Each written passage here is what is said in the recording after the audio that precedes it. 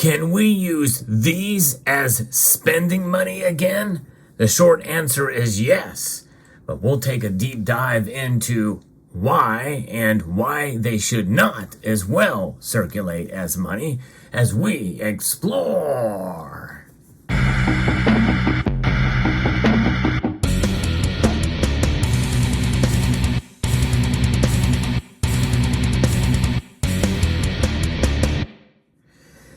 Yes, the answer to the question really lies in the visual that you see before you. And this is the highest denominated gold coin that circulated at one time, and this is the highest denominated silver coin that circulated regularly at the time. There were silver dollars produced. In fact, many of the Morgan dollars were especially worn down as they circulated during the course of their period of time between 1878 and 1904. But nonetheless, up until 1921, the 21s were produced in mass, essentially right before the 1921 peace dollars came out. But for all intents and purposes, there were a lot of years that silver dollars were not produced. So half dollars were kind of the largest. And really, for all practical purposes, the $20 gold piece didn't circulate as much. But these are representations of gold coins that did indeed circulate for a long period of time. In fact, gold and silver did circulate for much of the world, silver especially. But nonetheless, if it has been done in the past, well, it can be done again. Yea, though it may not be practical in today's modern society. We know what happened, and Gresham's Law took effect after they took out the silver in our coinage, and after the executive order by Franklin Delano Roosevelt forbade the use of gold to be used as currency. And in fact, we were taken off the gold standard really back in 1933. No one used gold coins for spending, and there was only an exchange of dollars to gold, but citizens really could not do that after that executive order until 1974. So gold was out. Silver was out by 1965 completely. In fact, there were some 90% silver coins that were minted in 1965. However, they were dated 1964. But nowadays, well, silver is just too valuable to circulate as money again. But it could happen, but it would take a revaluation. But here's the other thing we have to think about too.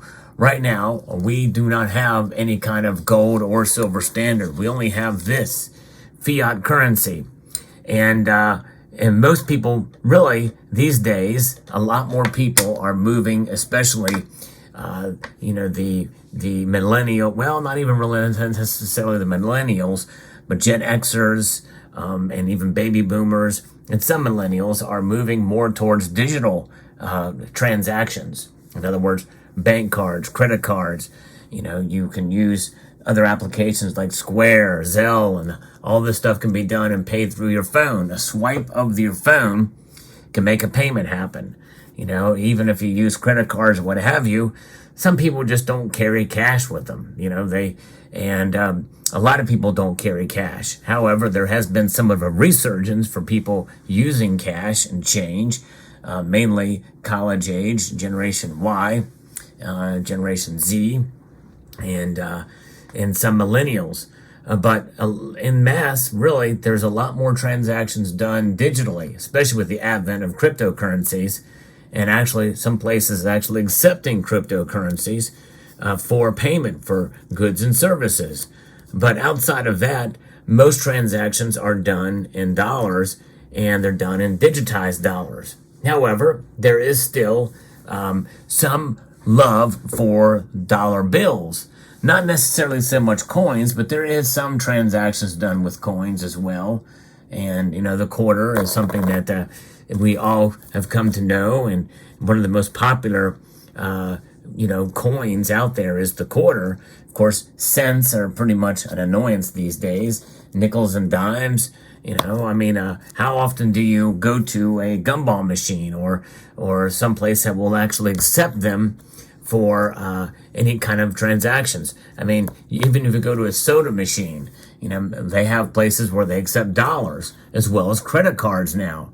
And yes, you can put coins in there, but nothing really costs much less than $1 these days. So it's kind of a pain to have to shell out 4 quarters or 8 quarters or 9 and 10 quarters to get a soda. Sometimes some places are that expensive.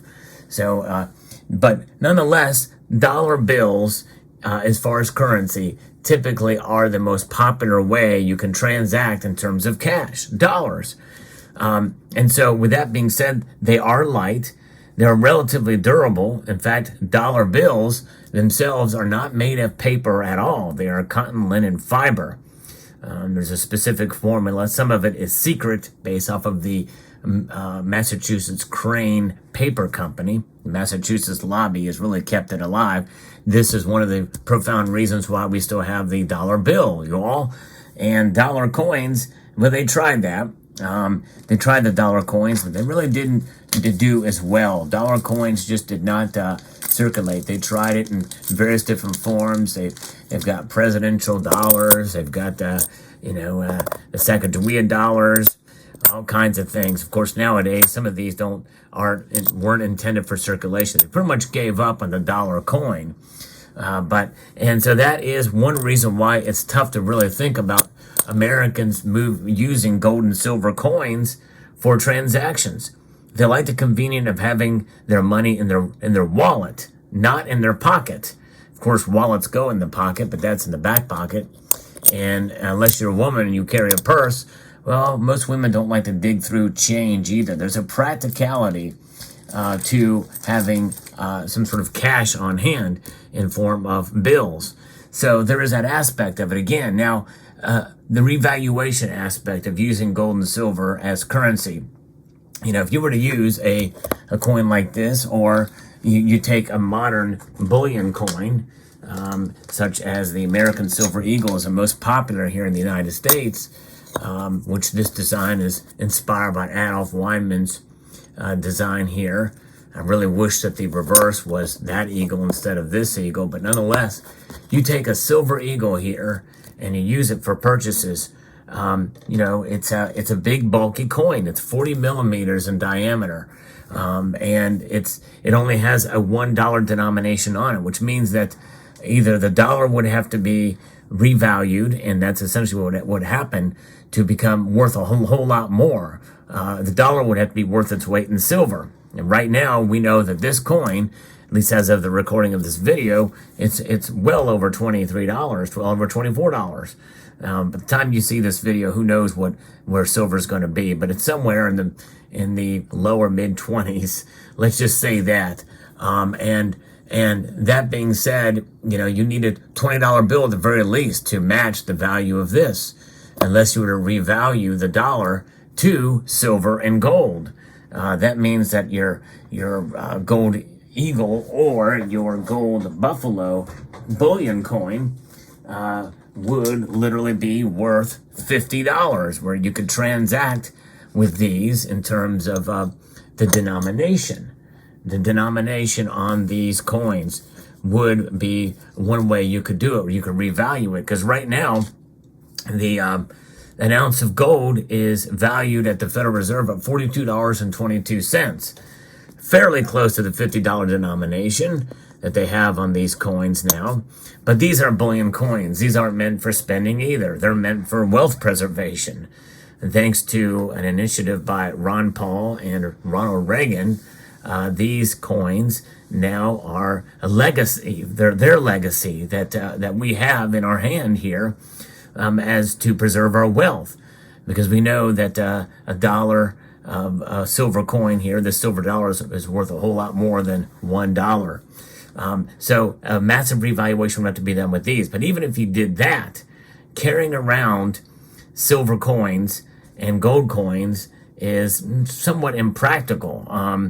And in fact, a gold is so small that if you were to lose this falling out of your pocket or what have you, that's a whole heck of a lot of money to lose. If $50 would be a whole heck of a lot of money in a revaluation program or a reset in order to use gold and silver. And when you think about silver and how many small coins would have to be created to make this thing work, would we go back to using a standard such as this? Where this is about, I forget, this is definitely much less than 4/10 of an ounce. I think it's 0.375 ounces of pure silver. So it's, that's, you would be going back to using coins with that standard on it. And it'll be worth a $50 again. That's likely probably what they would do. And maybe we wouldn't have paper, or the paper we would have would be backed by gold certificates. So that would be one practical way to do it, to actually create gold certificates again that would circulate and be backed and redeemable by physical gold, where literally you could go into any bank and redeem it for physical gold, like American Gold Buffaloes or American Gold Eagles here in the United States. There's that option. Now, going back to this, why it wouldn't be practical, because, it's just a matter of that kind of method. It's about storing it and spending it in online transactions. Well, you'd need, for online transactions, you obviously would need to be able to have some sort of digital form, which in turn would be backed by the gold if you could make that happen. However, there's people that do carry cash. There is an option already out there now, and that is the gold back. There are some people who will take exchanges in gold and silver, by the way, where they will do it using things like the gold back Arium notes. Arium notes are certain businesses in some states, about 5 states now, that will transact with the gold back. And really, honestly, anybody can use these if they're willing participants for an exchange, as long as they believe indeed that this is, in this case, the smallest unit of measure, 1/1000th of a troy ounce, which equals 1 gold back. If you believe this is real and will accept it on faith that the gold and the content inside of this Arium note indeed is as stated here, well, then you can use it right now. It is a growing thing now where the gold back is being used for transactions. Silver coins, gold as well, have been and could be used for transactions today. And obviously, you're not going to use them based off of the denomination, but based off of the market price of your gold and silver coins. They can and are being used. There's nothing that says we can't use those. Article 1, Section 10 is still alive. It's just a matter of how you dare accept it. And obviously, if you do accept gold and silver coins, well, you have to calculate, the taxes on those if you're a business and what have you. I guess people that do gold backs would know about that. But nonetheless, it is being done. I've actually heard from people in the comments of my videos who've said that they indeed have and will willingly take gold and silver as payment for goods and services, business owners. There are others who I've interviewed on this channel who have done services and have accepted payment for gold and silver. So it is fascinating. It's an interesting concept to think about it. Could we do it? Yes. Is it practical? Sometimes not. Will we officially go back there? I don't see it happening officially. But nonetheless, it's an interesting thing to talk about here. And nonetheless, gold and silver are empowering, but they are only empowering to us, the individuals, because of the intrinsic value, the historic price of gold and silver. It is not empowering to governments. Hence why they're going to resist as much as they can before they engage in utilization of gold and silver as currency. And so Gresham's law still stands. The bad money, this drives out the good money. This. Let me know what your thoughts are in the comment section down below. Hope you found this video informative, insightful, and educational. Would like to extend a multitude of gratitude to you all for watching and encourage you to please rate, share, comment, and subscribe.